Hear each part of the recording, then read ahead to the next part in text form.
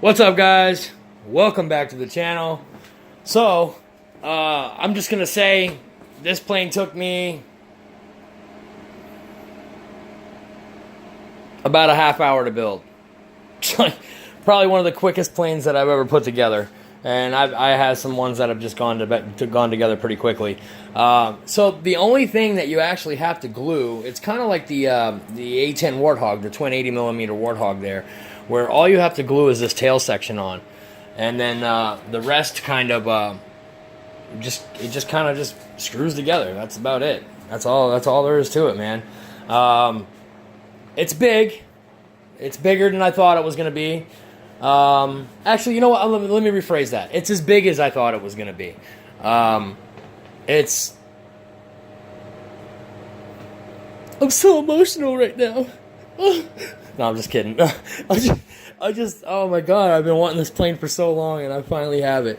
I'm actually more excited about this one than I am the F-14 for some reason. I don't know why. I think the reason that I'm so excited about this one is the comfortability of flying the Sabre. I have the mini Sabre, and it is just an absolute breeze to fly. It's like it's on rails. And I think the fact that it's smaller than the 262, so it's going to fit in my truck nicely, you know what I mean? So I'll be able to take this one and the 262 with me. So basically, the reason that I'm like emotionally attached to this one is the fact that when I fly that 262, that thing reams the batteries right out. I mean, by the time you take off and do a couple circuits and get her trimmed, it's already time to land. And that's just because of those twin 70mm fans. I need a bigger milliamp battery to fly that one. Now, I was seeing somebody online that was flying that thing with an 8,000 milliamp battery, and he was getting like 6-minute flight times out of it. So I think that's what I need to do. I need to step up to a 6S, 7,000 to 8,000 milliamp battery. Pulse actually makes a really nice one, and it'll really help the flight times out on that plane significantly. So basically, the happiness with this plane is the fact that it's a 6S. I have two giant 6S batteries that'll go perfect in this thing, and I'll be able to get some decent flight times out of a 5,000 milliamp battery in this. So, and the fact that I'm comfortable flying the Sabre. I know this is nothing. This is not the miniature Sabre by any means, but I'm pretty sure that its flight characteristics are going to be damn similar. It's going to look the same in the sky, just a little bigger. I honestly believe it's going to fly the same. I mean, the flight envelope of a plane is totally dependent. It's based on the design and the shape and the locations of certain elements of the plane on the plane. So basically, this has got its horizontal stab, right? It's got it on the body of the plane. Like a MiG's, it's up here. You know what I mean? Oh, let me get better. A MiG has its vertical stab, or its horizontal stab up here on the ventral fin. And down here, so when you roll with what I'm saying is, like, say the Focke-Wulf over there has the same thing. It's right on the body. You know what I mean? And the P-47, it's right on the body. So when you fly a plane like this, you'll know what I mean. It's got a super fast roll rate. It's very good side to side like this, like in the roll, and it's got a more of a large loop going out, rather than when you have a MiG. A MiG can actually make that turn very fast because of that location of that elevator and where it's located. So I honestly believe, and I may be totally wrong, but I doubt it. I think I'm right, that this should fly very similar to the small 64mm Sabre. Just a little heavier. It's going to fly heavier, and it should fly heavier. It's a 6S package. It's got a ridiculous 80mm fan in it. I'm going to be flying a 60C rated battery, in it. So I'll be giving her all she needs and then some. She's very, very nice, you guys. Freewing.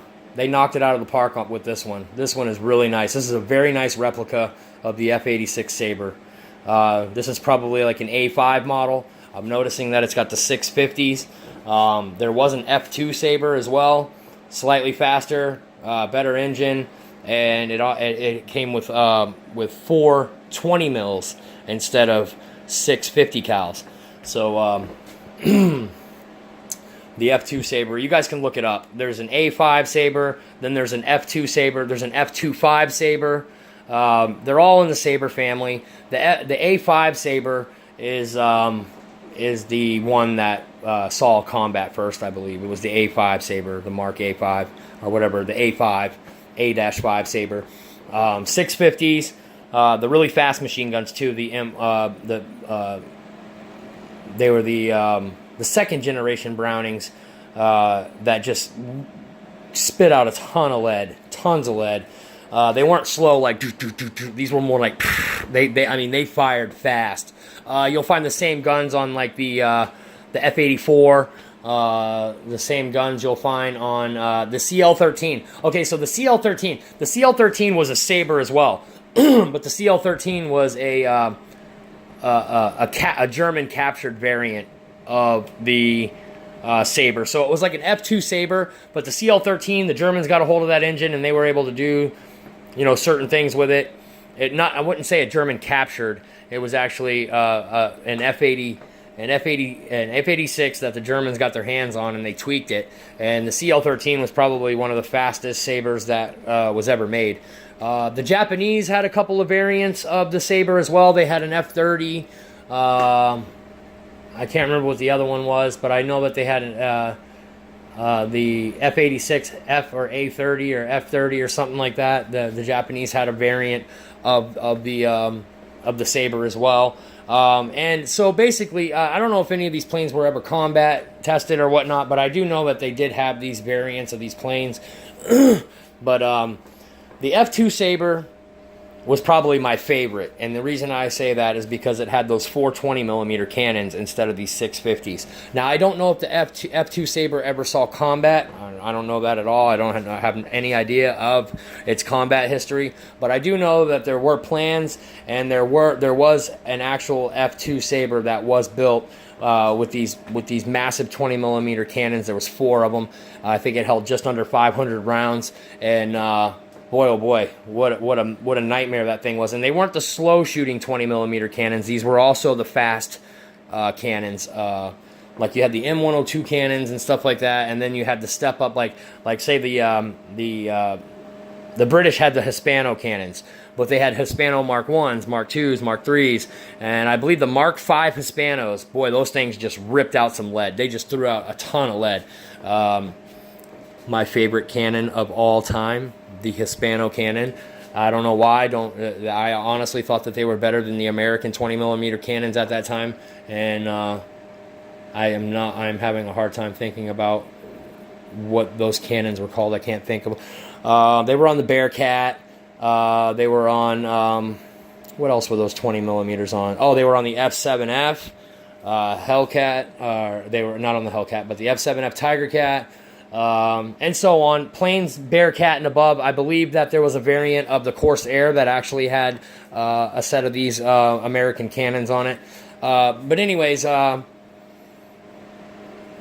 always a little bit of a history lesson when I buy these planes. It's not that I'm just into flying these planes. I'm not just into aviation and getting out and flying. I am totally into aviation. I love everything about planes in every aspect. I mean, look at my living room, for Christ's sakes. I got planes everywhere, you guys. Everywhere. All over the place. My bedroom, they're hanging up in my bedroom. I got my daughter's room over there. It's got planes all through it. And I am so glad that we are moving and starting this next journey in my life and with my family. And, I've lived alone for a very, very long time. I mean, I've been with my wife for almost 15 years. And we have always had an issue with moving or buying a piece of property or doing this or doing that because we want to keep our kids in the school that they're in. The hard thing that the worst thing and the hardest thing to find around here, around these parts, is a 3-bedroom anything. So I can't have my daughter, my son, my wife, and I living in a 2-bedroom apartment. I just can't do that. So she's always stayed at her father's house. He has a massive, massive house. on like 10 acres of land just down the road. She's got like her whole section of her house. She's got like a whole section of the house to herself. So she's always felt comfortable there. The kids are always over here. I mean, they're literally at spitting distance from where I'm at right now. So it's not like we're apart. We've always been together. I see my kids every day. I see my family every day. But it's just so hard to find a 3-bedroom apartment around here. And then when they do come on the market, the day that they're announced, they're gone. They're just gone. So we finally found something where we can all move in together and be happy. And I'll finally have enough room for all these damn planes that I have, which is a big plus. That is huge. That is a huge plus because, I always say, oh, this is my last one. No, it's never going to be my last one. There's always another plane that Dave's going to buy. There's always another plane that I feel as though I should have in my collection. And that's exactly what this is to me. This is a collection. It's not just about having the plane and flying it. It's also about the collection. I'm a huge collector. I collect lots of things, lots of different collections, sporting memorabilia, jewelry, gold, silver, stuff like that. These planes has been my newest one that I've started doing.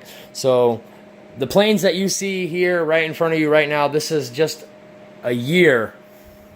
So can you imagine what it's going to be like in 2 years, in 3 years? My apartment's going to look like Skips, for Christ's sakes. You can't take a step without almost knocking into a plane. So, yeah, guys, this is the F-86 Sabre. It's all done. It looks great. I've rambled on enough. The next video that I put up of it, I'll have it all hooked up to my radio. The receiver will be hooked up. The gyro will be hooked up. And we'll take it outside and we'll start taxiing it around a little bit and see how she feels, get the flaps dialed in, get my throws put in, and then get ready to maiden this thing. So, yeah, guys, that's it. That's all I got for you guys. Sorry about the history lesson, but you guys know me, man. I love aviation. I love talking about it. I love hearing you guys' feedback. And if I'm wrong about something, I love it when you guys stick it to me and say, no, Dave, you're wrong, and that's not the way it was, and this is actually the way it was, and I can be like, yeah, you're right, and then I'll never lose that information. That information will always be locked in every time I talk about it from that point forward. So thanks a lot, guys. Thanks for watching the channel. Thanks for being with me throughout this last year. We're almost at 200 subs. We've only had this channel going for about a year now. I'm really excited about the growth and how much it's grown just in the last month. Just in the last month, we've had over 30 subs, you guys. That's absolutely ridiculous. That's crazy. And keep it coming, man. Tell your friends about the channel. Our giveaway's coming up. Do not forget about the giveaway. We have a giveaway coming up. I got a small giveaway that I'm doing. And then I also have a bigger giveaway that I do during the summer. All you guys that have been with my channel long enough, you guys know that I do a big giveaway every summer, and then I do a smaller giveaway at the beginning of the summer, and then a big giveaway, and then in the fall I do another small giveaway. So right around like Thanksgiving, Halloween, Thanksgiving time, I do another giveaway. And all you have to do is subscribe, man. You subscribe to the channel, and all you have to do is wait for that giveaway video. When I launch it, when I announce the giveaway video, you guys all you have to do to enter that is just leave a comment. It could be like, you suck, Dave. Shut up, Dave. You don't know what you're talking about, Dave. Hey, go fly a plane and crash, Dave. It doesn't matter. Whatever you want to say. It can be anything, you guys. That's all you have to do to enter the giveaway. And so far, we've done, what, 2 or 3 giveaways. The last one that we just did was, our winner was Joseph from California, and he ended up picking out the FMS F-35 64mm. I hope that went well for you, Joe. I'd like to get a video of that so that I can put it on the channel. That way everybody can see you flying around your FMS F-35. It was a really nice looking plane. He did send a picture of it to me, and it was really nice looking after he got it done. It was a really beautiful plane, and I'm glad he liked it. He actually loved it, he said. Yeah, guys, that's what we do here, man.